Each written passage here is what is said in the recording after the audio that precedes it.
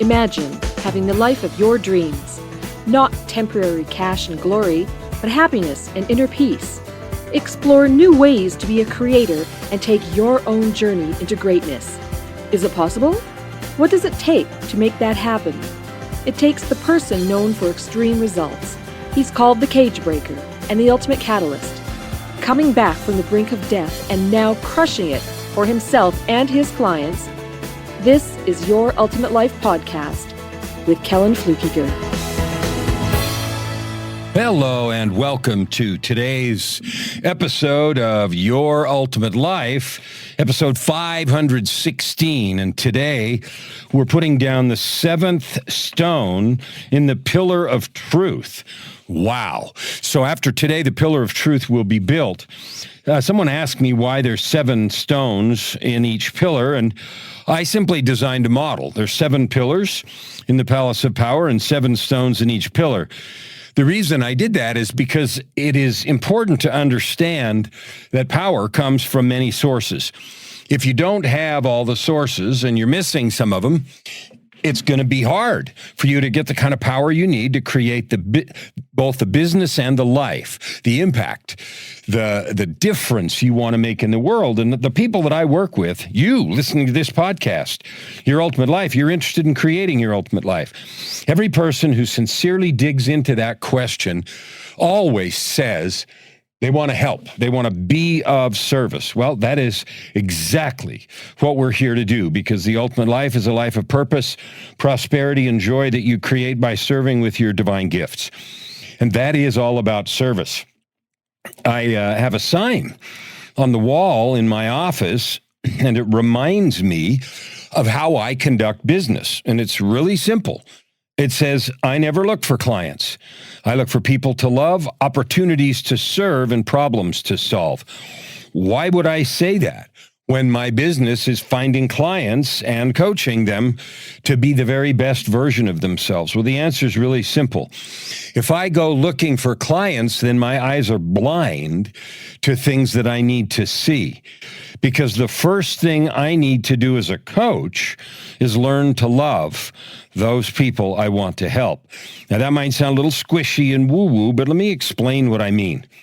Love is, there's romantic love, and there's platonic love, and there's brotherly and sisterly, and love of a mom and of a mother bear and all that other stuff.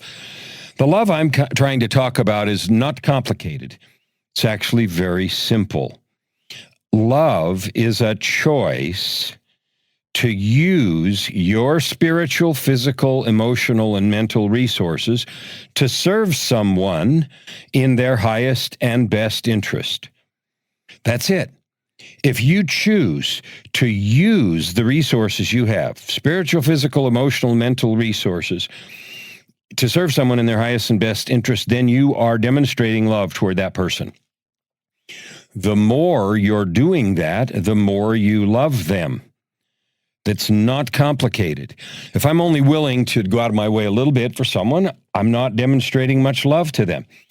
Those that go way out of their way and sometimes jeopardize their own safety in life for someone else are demonstrating enormous love. Now, why did I say spiritual, physical, emotional, and mental resources? Well, it's an arbitrary division of life. I think of life as that. We have a spiritual part, and we all feel that, and we know it. Sometimes we don't nurture it or pay attention, but it's there. We have a physical part, which sometimes is functioning really well. My body's working really well right now.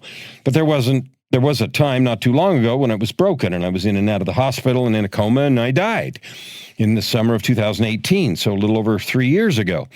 So then my physical body wasn't working at all. It was in the process of teaching me some of the language of the world and the truth of the world, the truth of eternity, about growth and about connecting to the divine. And in that particular circumstance, I had a near-death experience, and I wrote about that in the book, Meeting God at the Door, Conversations, Choices, and Commitments of a Near-Death Experience. And it was really interesting. I had a podcast episode that I was interviewed for, a long podcast about reality and the nature of reality and so forth. And they specifically wanted to talk about that near-death experience and what had happened, what I saw, what I learned, and all that good stuff. And that was great. And here is the truth. They were trying to talk about reality as how we interpret it and if we construct our own reality and, all those kinds of questions that go around in that space. And it was the conversation we had was so powerful that one of the hosts was, teared up and was weeping. There are things that we can know for sure, for truth, for power, no matter what. And most of those real powerful ones fall outside the realm of measurement and demonstrability. They do. You can't measure love, except you can see the effects. How much does someone use their SPEM, spiritual, physical, emotional, and mental resources to serve someone and bless them in their highest and best interest? You can see the evidences of love, but the feeling itself, fear is the same way on the other end of the spectrum. The opposite of love is not hate, it's fear. Fear engenders all those things. Fear of, losing yourself, fear of dying, fear of failure, fear of all that stuff. So none of those things are measurable, right? And that plays right into what we're talking to today about truth. And today, the last stone in this pillar is that truth is eternal. Truth is not changeable. We talked about it being foundational, and we talked about it being principle-based. If you limit yourself in measuring truth to just those things that you can measure with the yardstick, an electron microscope, or some other laboratory measurement, that's great. You can find things that you think are true and that measure true right now. We all know that scientific things change all the time because we make further refinements and discovery. One of the most interesting that I follow that's in that category right now is the nature of matter. We used to believe that matter was solid, that, the desk and that I'm sitting at, or the chair I'm sitting on, or the floor I'm walking on was somehow solid. We now know it's not. We now know it is unbelievably random energetic particles popping in and out of existence without predictability. And somehow there is an organizing force that keeps that randomness organized so that this desk stays a desk. And we have no idea how that organizing force makes that happen. But at the smallest level, particles pop in and out of existence all the time. Something that used to be science fiction, the zero-point energy field, is now a central tenet of physics. And we realize space isn't empty, but it's teeming with activity. So those, quote, truths change all the time. There are eternal truths, principally founded on love, integrity, kindness, forgiveness, that are eternal. They are triumphant, they are powerful, and they far outweigh those demonstrable truths that we play with and measure. Now, we need those because we need to create cell phones. And, I've got a metal thermos in front of me that's got something I'm drinking right now. And I've got a light that shines on the book that I'm using, for this podcast. I've got a couple of notes in there. We need all those things. But if we limit ourselves to those, we're missing the glory, the beauty, the depth, and the power of this existence, this frame that we have while we're in this body. We're missing the good stuff. That's like, not having the real cool stuff that you're designed to have. Why would you do that? I don't know. Let's not do that. So here's the things. The truth is eternal. You can ignore that fact, you can pretend that it's not so, or you can take advantage of that fact and build yourself a rich, deep, and textured life, the ultimate life, based on serving with your divine gifts. Running around, I used to do this, running around thinking the thing that measured success was how many cars I had in the garage and how many zeros in my bank account and how many vacations I took and how many, ski clubs I belonged to and season passes I had for this, that, and the other. That is so empty. And it's funny because when I was busy enjoying all that, they were distracting. I was distracted at the moment by all that excitement. But there was no deep, lasting joy. They happened, and then they were gone. And then you go find another one, and then they're gone. So let's talk about what you know. What do you really know? Sometimes that's a scary question for people because they realize they don't know anything. that really don't know anything. And that is a sad place to be, because here are some things I know. I know you and I are divine beings. We are created by the divine intelligence. Put whatever name on it you want. I call it God. Some people call it the universe and the universal mind and whatever. But we're created by that. We're not an accident. I know that. Absolute, bulletproof, eternal truth. Another eternal truth I know for sure I'm sharing with you is that you have gifts and talents beyond those that you've developed while you were here doing whatever you do. Maybe you become a great chess player, pianist, skier, or a business mind, product creator, whatever. You brought gifts and talents with you that were given to you in your intentional and divine creation. You've felt that many times, and maybe you haven't known what to do with that truth. Okay, it's still true. The third thing I know for sure is that you have a purpose here. That purpose spans your entire life. Now, I don't mean there's only one thing. I mean, you have a purposeful life, and every phase of your life has a purpose. And for a long time, I ignored that truth. It didn't make it not true, but I ignored it. It's still an eternal truth. Now, I know what that is. My mission is to lift and bless as many people as I can with the gifts and talents that I have so that they can realize their divine nature, find their own gifts, and then serve each other with those gifts. Now, some of the ways I've been given to do that were my gifts.